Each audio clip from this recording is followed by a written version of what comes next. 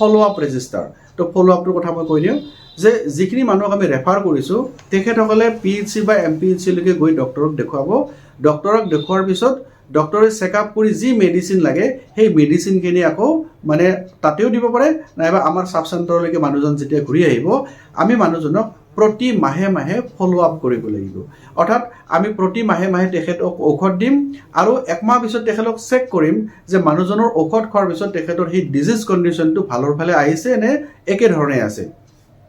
তো এই ফলো আপটো কৰিব লাগিব তাৰে কাৰণে আমি এটা ফলো আপ ৰেজিষ্টাৰো আমি বনাব লাগিব তো এই ৰেজিষ্টাৰ কেইটা যদি আপোনাৰ ওচৰত আছে তেনেহলে আপুনি খুব ভাল কাম কৰি আছে যদি নাই তেনেহলে আপুনি এইটো কিন্তু ৰেজিষ্টাৰটো বনাব লাগিব মন ৰাখিব NCD ৰেজিষ্টাৰ 2 নম্বৰতে ৰেফাৰেল ৰেজিষ্টাৰ 3 নম্বৰতে কি লাগিব আপোনাৰ ফলো আপ ৰেজিষ্টাৰ এটা ফলো আপ ৰেজিষ্টাৰ বুলি কোৱাৰ লগে লগে এটা কথা থাকিব তে ফলো আপত আপুনি কি কথা লিখিব মই ফলো আপৰ কাৰণে যেটো এটা লিখা ৰেজিষ্টাৰৰ মানে হেডলাইন বিলাক থাকিব মই দি আছো বাৰু কিন্তু ফলো আপত আপুনি কি কৰিব লাগিব ধৰি লওক এজন মানুহৰ প্ৰেছাৰ আছে ডায়াবেটিছটো নৰমাল আছে বা ক্যান্সাৰ এনেকৈ ধৰণৰ কোনো নাই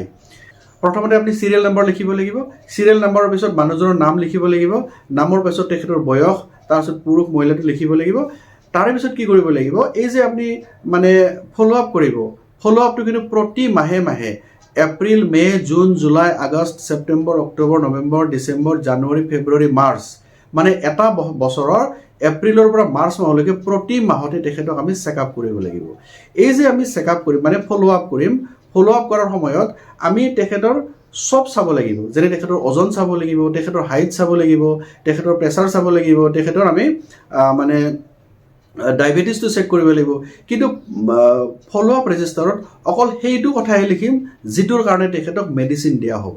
গতিকে ধৰক এপ্ৰিল মাহত যদি আমি ফলো আপ কৰো তেতিয়াহলে ডেটটো লিখিব লাগিব যে এপ্ৰিল মাহৰ কোন ডেটত আপুনি ফলো আপ কৰিছে তাৰপিছত তাত লিখিব লাগিব কি যে মানে যদি প্ৰেছাৰ আছে মানুহজনৰ বিপি ইজুগলটো কিমান ৰিডিং আছে এটো লিখিব লাগিব আৰু তাৰে তলত আপুনি যি মেডিচিন দিছে ধৰি লওক এমলোডিপিন 5 দিয়া আছে 5 mg দিয়া আছে ফৰ 30 ডেজ প্ৰতিটো মেডিচিন 30 দিনৰ বাবে আপুনি দিব লাগিব তো এইখিনি কাম হৈছে আমাৰ ফলো আপ ৰেজিষ্টাৰৰ কাম প্ৰতি মাহত তেনেকৈ আপুনি কৰি গৈ থাকিব লাগিব